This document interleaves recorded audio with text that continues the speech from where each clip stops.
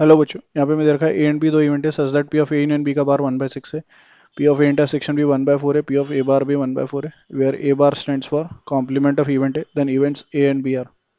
सो basically यहाँ से हम P of A union B निकालना चाहें तो that is 1 - 1/6 which is 5/6।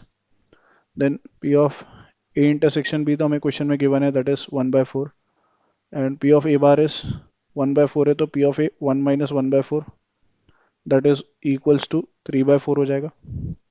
Now यहाँ पे हम P of A union B बराबर में कितना लिख सकते हैं, P of A plus P of B minus P of A intersection B. ना इस फॉर्मूले में हम अगर वैल्यूज पुट करते हैं तो ये हमारा 5/6 है, this is 1/4 plus P of B और minus P of A intersection B. Sorry, P of A तो हमारा बेसिकली 3/4 है, राइट।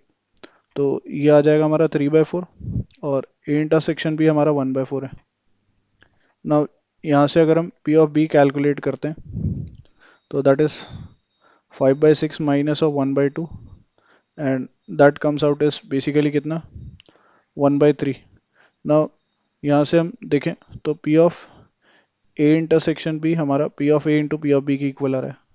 इसको आप चेक कर सकते हैं, अगर आप वैल्यू पुट करते हैं P of A into P of B की, so that is 3/4 into 1/3 and that is equal to 1/4 आ रहा है। That means A and B हमारे कैसे हैं, इंडिपेंडेंट इवेंट हो गए। नाउ इंडिपेंडेंट के साथ साथ ये इक्वली लाइकली नहीं है बिकॉज प्रोबेबिलिटी सेम नहीं है। सो independent but not equally likely, that is option 1 correct हो जाएगा। म्यूचुअली एक्सक्लूसिव तो बोलना गलत हो जाएगा बिकॉज इंटरसेक्शन जीरो आना चाहिए, तो ये गलत हो गया। इक्वली लाइकली बिल्कुल गलत हो गया, and equally likely but not independent ये भी रॉन्ग है। So correct option is option 1। I hope you understood well, best of luck, thank you.